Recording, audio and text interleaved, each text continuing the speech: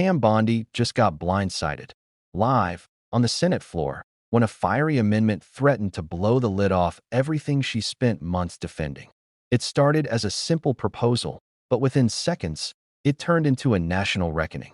The kind of moment that makes powerful people squirm and ordinary Americans lean in, asking one question: what are they hiding? Because this wasn't just another debate about policy or politics. This was about secrets, dark, decades-old secrets, that connect the most powerful names in the country to something they swore was buried for good. On Epstein, yesterday, the House Oversight Committee released a salacious drawing, the figure of a woman drawn around the text of a lewd poem. And at the bottom, Donald Trump's signature. Where did this image come from? From the Epstein estates. You know what this looks like to every American? Donald Trump is yet again lying to the American people. He said for months that he never signed anything. He said this letter was, quote, non-existent. He said the Wall Street Journal, often his political ally, is lying. But the letter is right now before our eyes. It's gross. The American people can see for themselves that Donald Trump is an inveterate liar. There's no turning away from it. We've had probably, almost certainly, the most dishonest president in American history who will just lie at will. It's his MO. The Epstein saga is perhaps the nastiest example of a trend that infects his entire presidency, an infection of lies, dishonesty, dodging, self-enrichment. It's as if lying to Trump is like oxygen is to the rest of us. He needs to do it. One must imagine the truth to be fatal to him. And if Donald Trump disagrees, if he's got a problem with anything about this, the answer is simple. He should release the Epstein files. He should tell the truth. What he should not be doing is calling the Epstein files a Democratic hoax. A Democratic hoax? Does he think his supporters are stupid? Does he think the American people are stupid? No one believes him when he says this. Came from the Wall Street Journal, hardly a Democratic newspaper. Shame on you, Mr. President. Shame on you for lying to the American people. Shame on you for lying about this. Shame on you for lying about so many other things. Donald Trump and his minions are trying desperately to put this issue back in the bottle. At the same time, Americans are struggling to make ends meet. Americans are struggling to retain their trust in government after so many lies from the president. Americans are struggling to keep their jobs, paying their bills, and providing for their kids. And then when they look to the White House and see a president on a score-search campaign to try and hide the truth about Jeffrey Epstein, they say, how can they trust Donald Trump on anything else? How can Americans trust a president who lies, not only about the Epstein files, but about the economy? Who says that things are actually great, that there is no inflation, who pathetically urges foreign leaders to tell the Nobel Committee to give him the Nobel Peace Prize. In reality, unemployment's going up, manufacturing's going down, his own tariffs are forcing companies to raise prices. How can anyone trust a president like Donald Trump who lied about Medicaid? Remember when he said Medicaid would not be touched by his big, beautiful bill? And now Medicaid has seen the biggest cuts in American history? Donald Trump lied to the American people about Social Security. He said he wouldn't touch it. And now Social Security is being strangled by Donald Trump and cuts that come straight from the Doge playbook. He said he would usher in a golden age. Friday, we learned that unemployment continues to rise. Autocrats lie. They reject reality, spin fantasy to try and retain control. That's what Donald Trump is doing. He is poisoning the soul of America and betraying the people who trusted him to fight for their interests. And President Trump, if you disagree with me, if you have a problem with anything I'm saying, my answer is very simple. Do what you said you'd do. Release the Epstein files. Release the Epstein files. I yield the floor. And right in the middle of it stood the Attorney General's office, under the kind of pressure it hasn't felt in years that a senator had just introduced an amendment demanding the release of the infamous files that officials and pundits have whispered about for years. These files aren't rumors or gossip, they're evidence. They could reveal the hidden network that enabled one of the most disturbing crimes in modern American history. For years, lawmakers on both sides promised they wanted the truth out. They said it again and again. Transparency, accountability, justice for the victims. But when the vote finally came, something strange happened. The same people who had screamed for answers suddenly went quiet. Some looked down, others pretended not to hear. And that silence said more than any speech ever could. See, Pam Bondi has been one of the loudest defenders of those who keep calling this story a distraction, a witch hunt. But now, as senators debate whether to release those files, the excuses are running out. Because if they really wanted to expose the truth, this would have been their chance. Instead, the chamber filled with hesitation, spin, and the sound of reputations starting to crack point one by one, quotes from the past came back to haunt them. We must ensure full disclosure. The victims deserve answers. The American people have a right to know. All those promises, suddenly meaningless when the moment of truth arrived. And that's when the senator turned the knife, saying, "If you vote no, you're voting to hide the files." It wasn't a partisan jab. It was a dare. Because no matter which side you're on, there's only one real question that matters. Why would anyone want to keep these files locked away? The truth is, this isn't just about one man or one scandal. It's about a system, one that thrives on secrecy, money, and silence. For decades, it allowed powerful people to do unspeakable things and walk away untouched.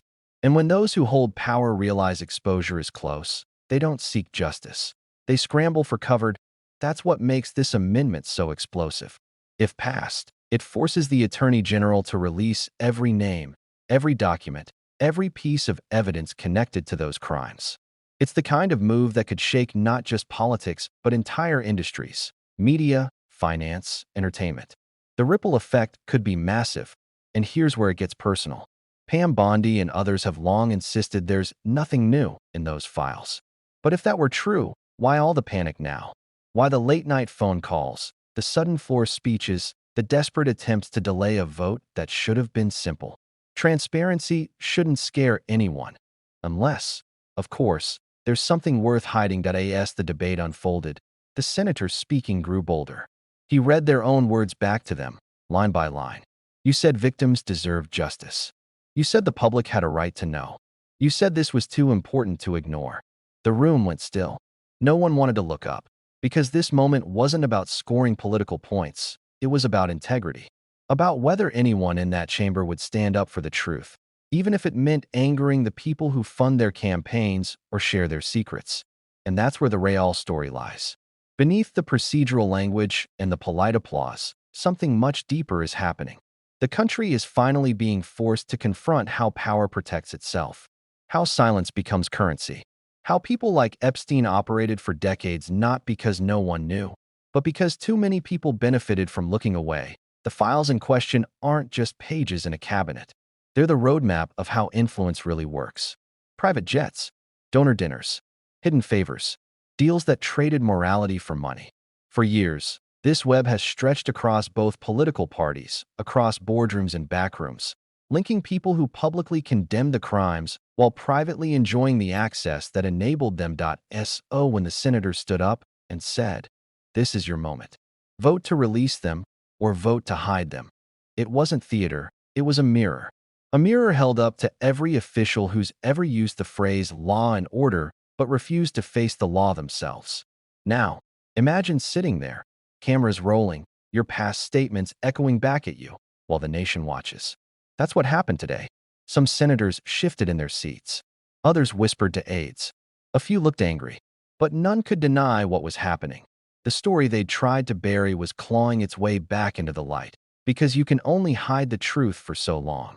Files can be sealed, witnesses can be silenced, but patterns don't disappear, they repeat. And every repetition leaves clues. The same names, the same excuses, the same selective outrage.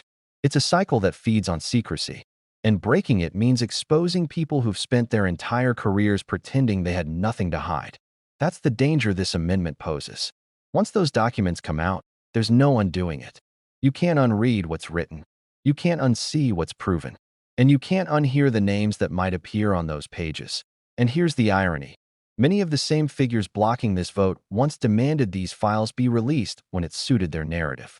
They posted about it, fundraised on it, appeared on cable news railing about cover-ups. But when transparency threatens to expose their own side, suddenly they're talking about due process and respecting the investigation. It's a classic playbook. Demand justice when it hurts your enemies, deny it when it threatens your allies. The victims become props, the public becomes distracted, and the truth stays buried until someone forces it back out. And that's exactly what's happening now. The amendment isn't just a vote, it's a reckoning, a chance to see who actually means it when they say justice for all.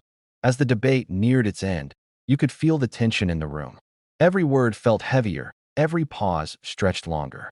The senator closed with one line that cut through the noise. If you keep voting no, the American people will stop trusting you.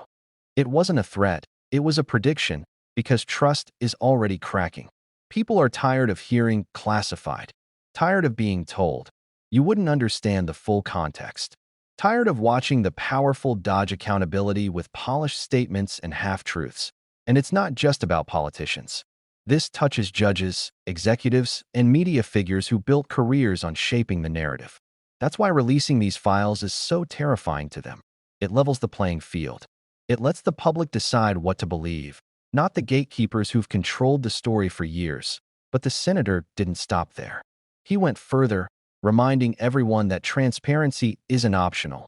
It's a cornerstone of democracy. This is about whether survivors get justice, he said. This is about whether our government still has the courage to face its ugliest truths. That line hit like a hammer. Because deep down, everyone knows this case isn't an isolated scandal. It's a reflection of how much power corruption can buy and how little courage it takes to look away. Pam Bondi, who's long positioned herself as a defender of law and order, now finds herself tangled in the same contradictions as those she's defended. The more she talks about nothing to hide, the more people wonder what's really in those pages. Because here's the truth. If the files reveal names that don't fit the preferred narrative, expect the spin to start immediately. They'll say it's fake, it's old, it's irrelevant. Anything to make you stop asking questions. But questions are exactly what need to be asked. Who was protected? Who gave orders? Who decided which names got redacted? And why have so many people fought so hard to keep these files sealed if they're truly meaningless? The moment the vote happens, America will have its answer, not just in the result, but in the faces of those who chose secrecy over honesty. And when that happens, no press release or soundbite will be able to undo it. This story isn't about vengeance, it's about truth. And truth has a way of resurfacing, no matter how deep it's buried. The victims deserve more than sympathy. They deserve exposure of the people who enabled their suffering. And whether those names sit in politics, finance, or media, the principle stays the same. If you were part of it, you don't get to hide behind power forever. As the nation watches this vote, remember one thing. This isn't just their test. It's ours. Because silence isn't neutral. It's complicity. And when we stop demanding answers, we let corruption win. If you believe in transparency, if you believe that justice should never depend on status or wealth, then keep watching. Keep asking. Keep pushing. Because one day soon, those files will come out. And when they do, they won't just expose what happened. They'll reveal who stood in the way of the truth. Stay alert, stay informed, and if you want to keep following stories that challenge power instead of protecting it, hit that subscribe button, like this video, and turn on notifications.